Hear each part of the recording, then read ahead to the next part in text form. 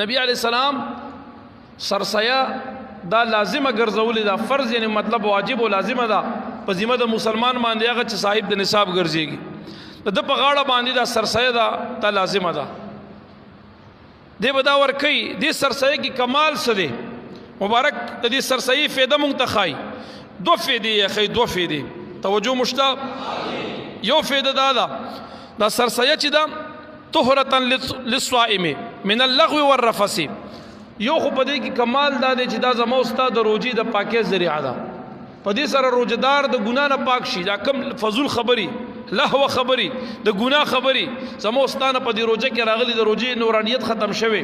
روزه مو کمزوري شوه دا روزه نه بیکاره ګرځیدل د خپل اعمال په وجه باندې د الله محبوب فرمایي ته صدقه ورکی صدقه فطر سرسایه ورکی نو دې سره استاد روزه چې کومه کمزوري پیدا کړی و استاد روزه چې د ګنا په ګندګي کومه ګنده ګرځیدل و د دې صدقه فطر د وجه الله تعالی استاد روزي پاک یو ګرځول کی یاد ساته وردا ډیره عظیمه فایده ده نن سبا د ډیرو خلکو الا ماشاءالله بعض خلک نیکان بموي خو د اکثر خلکو روزي خراب دي په دروغ ویلو په غیبت کولو په چغلې باندې په شیطانت باندې د کبر او د فخر په خبرو باندې د بل په سپکو په بیزته باندې د بل په غیبت باندې د دروغ په اوریدو باندې د ګناه په کارونو کول لیدو باندې د ګناه په کارونو کولو باندې د لاس خپې ګناهونه نه کیږي زمونږ استاد روزي بربادي ګرځیدلې دي صدقه فطر ورکوي او خندر غونتی ورکوي او ډیر ورکوي د سره د روزه پاکيږي د الله تعالی دربار ته شرف د قبولیت ته رسیږي په دې کې بعض سړی بخل کوي بالکل نه دی پکار سستی پکې کوي بالکل نه دی پکار څومره بر وخت کولې شي نرغونتی سرسایه ورکوي په دې کې سستیونه کوي دویم نمبر د الله محبوب فرمایي په سرسایه ورکولو کې د مسکینانو د پاره طعام دی دا د غریبانو طعام دی دا د غریبانو هغه د دې سره د غریبانو چې هغه کم حاجتونه دي هغه پوره کیږي سر ته رسیږي د غریبانو چې کم تنگ دسته دي هغه په لري کیږي نو په صدقه ورکولو کې مبارک فرمای تاسو بخل مکوئ حدیث کې دام راځي فمن اداها قبل الصلاه کم انسان چې د اختر د منځن وړاندې ورکی نو په دې کې اجر زیات دی په دې کې ثواب زیات دی په دې کې فضیلت زیات دی په نسبت د هغه سرسایي چې ته د وړو کې اختر د منځن بعد ورکی سرسایي کې یو سړی د روزي پاول روزه ورکی بالکل جایز ده غوړ او محترم ده کته په لسم روزه ورکی په پنځلسمه ورکی نن ورکی سبای ورکی د اختر د ورځې نه وړاندې ورکی دا ډیره غوړه بهتره ده د دې لپاره چې دا غریبانان په خپل بچولا سره رزق وروړي کور کې ورته سره شن واچي د رزق د غم نه په بیغم وګرځيږي د دې لپاره چې دا غریب خلک زمو استاد سره په خوشاله د اختر کې شریک وګرځيږي د خپل بچولا په د اختر راکسه پیړه کېړه یا پیزار خلی یا کم رزق د بندوبست ولا کوي چې د غریب د ټینشن ختم شي د دې وجنه حدیث مبارک کې وای د اختر د منځنه وړاندې ورکا نو دا ډیره غوړ او بهتره سرسایه ده بعض خلک دا تاسو کې نن سرسایه کیږي بالکل کیږي نن ورکا ډیره بهتره خبره ده سبای ورکا بل ورځ ورکا اختر ته مګور اختر ته می سره وا د اختر د ورځ راتګ نه مخکي ورکې دي کې فضیلت ډیر دی که یو سړی بیا د اختر پورز ورکي نو د اختر پورز د اختر د منځن وړاندې ورکولو کې فضیلت ډیر دی او کنه ته د اختر د مون نه بعد ورکې نو بعد کې ورکولې شي خو زیات اجر او ثواب دادي چې د اختر د منځن وړاندې ولا ورکا نبی کریم صلی الله علیه وسلم مبارک پدې کې فرمای صدقه فطر یو حدیث کې دا وای مالدار سره دې صدقه فطر ورکی پدې کې د مالدارو د پاره د ګناهونو د پاکیدو ذریعہ ده الله تعالی د دروجي په قبولیت تو رسول کې مالدار سره دې سرسایه ورکی او مبارک پدې حدیث کې بیا فرمای او غریب سره دې سرسایه ورکی غریب سره چې سرسایه ورکی نو فیرد الله علیه اکثر مما اعطى دې چې دا کوم سرسایه د الله په نوم د صدقه ورکی د دینه به زیاته ورته الله تعالی واپس ور نصیب وګرځول کی یاد ساته صدقه دی ورکا نو الله تعالی د یو بدله یو په لس باندې ورکي مبارک یو حدیث کې دا فرمای غریب سره دې مول سرسایي ورکوي ځکه دې سره د غریب د طعام الله فراغ کی امام احمد سے په مسند احمد کې دا حدیث او امام ابو داود شریف کې دا حدیث مبارک ذکر کړی دی غریب سره دې سرسایي ورکي چې ډیر مسکین نوي غریبي هم سرسایي ورکوا د دې بدل الله تعالی درکې یو په لس یو په سل یو په زر بدل الله تعالی د دې بدله در نصیب کی هم دې رزق کی فراخي راځي او مالدار دې ورکی مبارک فرمای د مالدار د وجود پاکي ذریعہ بده وګرځيږي یو حدیث مبارک کې دا سي راځي مبارک فرمای صوم شهر رمضان معلق بين السماء والارض ولا يرفع الا بزکات الفطر نبی علیہ السلام مبارک فرمای د روزي د رمضان د زمکو د اسمان په درمیان کې زوړند دي الله تعالی دربار ته قبولیت ته نه رسیږي کله چې سړی سرسایه ورکی دا غړ آزاد کی دا فریضه ادا کی د هغې نه بعد د الله محبوب فرمایي د ده دا روجې د الله تعالی دربار ته شرف د قبولیت ته ورسېږي. یاد ساته سرسایه خامخا ورکوي. سرسایه به څومره ورکوئ؟ د نبی علیه السلام په زمانه کې به د 50 شیزونو نه سرسایه ورکولی شوه.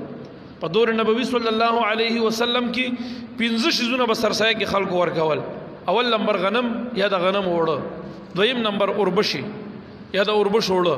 دریم نمبر کجوري، څلورم نمبر د کجورو نه بعد خلکو میوه به ورکوله، میوه کشمش، او پنځم نمبر پنیر دی. پنیر مونږ تاسو واړه لوي شو، سپینګیري شو، خو د یو اړونه مو دویمه نه کا. هر سړی به خپل وس ته ګوري، خپل هغه ځان ته خپل حال ته به ګوري، دی به خپل وس طاقت او قدرت ته ګوري، خپل هغه مطلب دا دی چې غربت او مالدارۍ ته د ګوره د هغې مطابق سرسایه ورکوه. مونږ تاسې نه ګناهونه نن سبا ډېر کېږي، روجې مو ډېرې خرابې دي. نو زه وایم هغه غټه سرسایه ورکوئ چې په کومه باندې زما او ستا دا غټ غټ ګناهونه معاف شي، دا روجې به بالکل پاکې وګرځېږي. یو غنمو پورې مه لیویږئ. هر سړی د خپل وس طاقت ته ګوري. که یو سړی غریب وي دی سرسایه ورکوي. په ټولو کې کمترین سرسایه چې ده هغه د غنمو ده. د غنمو سرسایي ریټ چې نن سبا کمیټو د خوا نه کم مقرر دی، غنم یا د غنمو د اوړو 140 روپۍ د غنمو سرسایه ده فی کس. 140 روپۍ فی کس سرسایه مقرر شوې ده. هر چې د اوربشو سرسایه ده، د اوربشو سرسایه ورکوي د هغې ریټ چې کم مقرر شوی دی. که یو سړی ډېر غریب وي سرسایه ورکوي، دی د غنمو ورکوي. که لږ معمولي د هغه نه ښه وي دی سرسایه ورکوي، نو 230 روپۍ د اوربشو سرسایه مقرر شوې ده. دی د خپل ځان په ځای د 140 په ځای 230 روپۍ دی ورکوي، د غنمو په ځای د اوربشو سرسایه ورکوي. که یو سړی د غنم په وس طاقت کې ښه دی، نو ټول عمر د خدای خاطر وکړي، په دې یو غنمو پورې مه لیویږئ، دا خپل روجې پاکې کوي. او دا خو د طعام د مسکینانو طعام دی. نو که یو سړی د دې نه ښه وس لري، نو دی که د خپل بچو د خیر د غنمو د بچو په ځای د غنمو ورکوه، د ښځې په ځای د غنمو یا د اوربشي ورکا. خپل وس لري نو د خپل ځان په ځای د کجورو سرسایه ورکا. د کجورو د سرسایي ریټ نن سبا 900 روپۍ مقرر شوی دی. ته چې دا 140 روپۍ راوالی دا یو مسکین نه ورکي، په ایمان وایي دا د هغه د یو ټیم طعام ګرځېږي؟ جواب رانغی. په دې مهنګایۍ کې، په دې ګرانۍ کې، په دې دومره مطلب بېروزګارۍ کې، د کرونا په دې وبا کې یو دیاړیمار او یو غریب بل بچدار سړی په 140 یا په 230 روپۍ د هغه څه کېږي؟ ته چې سرسایه ورکې، کم از کم د کجورو سرسایه ورکا، یو مسکین له ته 900 روپۍ ورکې، نو کم از کم یو ورځ خو به روجې ماتې پې ښه تېر شي که نه؟ یو ورځ خو به بې فراخي را شي که نه؟ د یو زوی یو جوړه جامه خو به بې برابره شي که نه؟ د یو زوی خو به ستا او د اختر په خوشحالۍ کې زما او ستا د بچي سره په خوشحالۍ کې شریک وګرځېږي که نه؟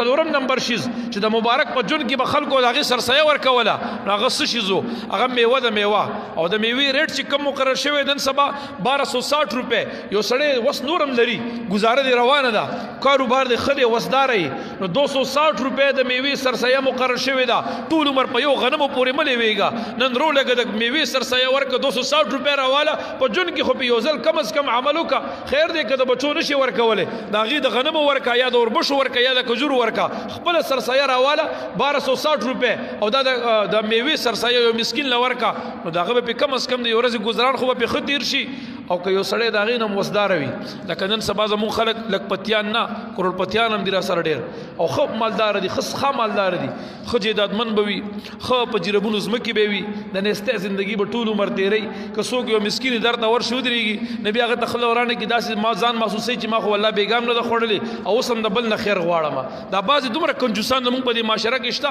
ښه لکپتیان او کروڑپتیان به وي، په خولې پورې به خاورې مږي، د نیستۍ د سپېره زندګي به تېروي. د دې مال باندې څه، د دې دنیا نه څه مقصد چې نه ستا د دنیا په فایده راغو، نه د آخرت په خیر باندې راغو.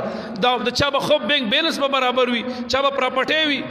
د کرایه کورونه به وي، دکانونه مارکیټونه به وي، د چا به چې کوم دي ښه کاروبارونه ښه برابر روان وي، د چا به ښه کافي ځمکې وي، او د هغې باوجود په خولې پورې به خاورې مږي. یاره والله به څوک غریبي ده، تنګ دستي ده، حالت خراب دی، کاروبار مې وران دی. هلکه په سټه دې مه ورانېږه، خدای دې مه ورانه و در باندې، ناشکرۍ مه کوه، د ځان نه ښکته ته وګوره، تا دپاره خو کروړها بار شکر ویستل پکار دي. ستا په کور کې ایسي لګېدلې ده، مثال د خبرې ویم، بجلي درته لګېدلې ده، ته موبایل استعمالوې، واشنګ مشین استعمالوې. مثال دا پخواني بادشاهانو کې چا په تمامه دنیا بادشاهي کړې، د هغې په ستره موبایل لیدلی نه دی په سترګو، او نن نه غریب کره موبایل پروت دی، غریب نه غریب کره کر بجلی لګېدلې ده د غریب نه غریب سړی په ګاډي کې ګرځېږي د غریب نه غریب سړی چې کم دی په کور کې کولر پکې یا فین یا چې کم دی AC په کور کې لري غرض د خبرې مې دا دی ته خو د پخوانو بادشاهانو نه غوره او بهتره د دنیا په لیول باندې خبره درته کومه ناشکرۍ مه کوئ که یو سړی ډېر وس لري نو دی به پنځم شیز په حدیث کې پنیر ښودلی شوي دي پنیر د پنیرو سرسایه به ورکې او د پنیرو د سرسایي ریټ نن سبا چې دی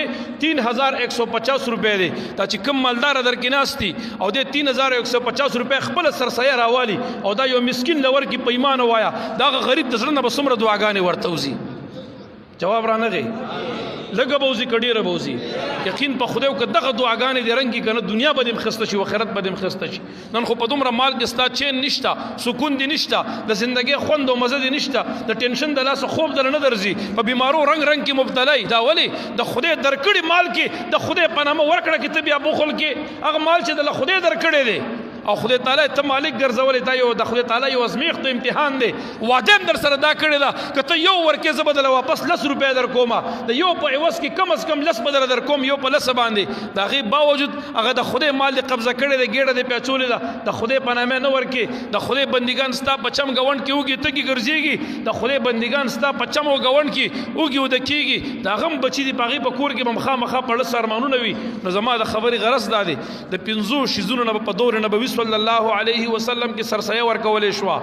یو چې کوم دی په هغې کې غنم دي دویم اوربشې دریم کجوري څلورم میوه پنځم نمبر پنیر هر سړی د خپل ځان ته ګوري وس طاقت ته دې ګوري د هغې مطابق به سرسایه ورکې ورسره اخري خبره اکثر ملګري مونږ بار بار دا تپوس کوي یاره یو سړی زما زوی په سعودي کې دی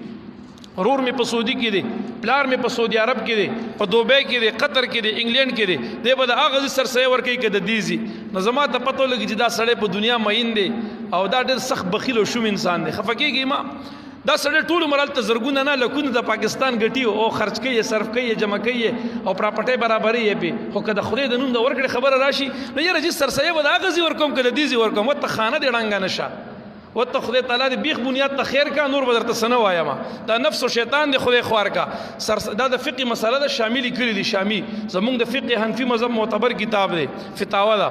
فتاوی شاملي کی چې کوم سړی په کوم علاقه کې پاتې کیږي کوم ځای کې اوسېږي نو دی به د هغه علاقې د قیمت مطابق د هغه علاقې د هغه دستور مطابق به دې سرسایه خپله هم ورکوي او چې کوم واړه معصومان بچي دي دی به د هغې سرسایه هم ورکوي اوس کوم سړی په سعودي عرب کې پاتې کیږي نو دغه سړي له پکار دی چې بخپل سود پیسې سرسایه د سعودي عرب پر ریټ باندې به مال ته ورکوي یا که دلته هم ورکوي نو د سعودي عرب هغه ریټ به لګوي ورته او د ده چې کوم نابالغه واړه بچي دي نو دی به د هغه واړو نابالغه بچو سرسایه هم د هغه ځي پر ریټ باندې ورکوي هر چې بالغ زامن دي که هغې خپله سرسایه ورکوي پاکستان کې نو هغې د دلته د خپل ریټ مطابق خپله سرسایه ورکوي کومې ښځه د خپله سرسایه ورکوي د دې ځي په حساب د خپله ورکوي خو هغه بچي چې هغه نابالغه دي د هغې سرسایه په پلار باندې ده او د پلار خپله ذمه باندې سرسایه ده نو دی به د هغه ځي پر ریټ سرسایه ورکوي چې کوم ځای کې دی پاتې کېږي که یو سړی افغانستان کې پاتې کېږي بچي ټول دلته دي دی به د افغانستان پر ریټ د هغه ځي سرسایه ورکوي د افغانستان پیسه د پاکستان نه پورته ده که یو سړی په قطر کې پاتې کېږي دوبۍ کې پاتې کېږي کویت کې پاتې کېږي انګلینډ کې پاتې کېږي یورپ کې که په ایشیا کې په هر ځای کې ته به د هغه ځي د ریټ مطابق سرسایه ورکوي دا د سرسایې مطابق مختصره مسله شوه نور مسایل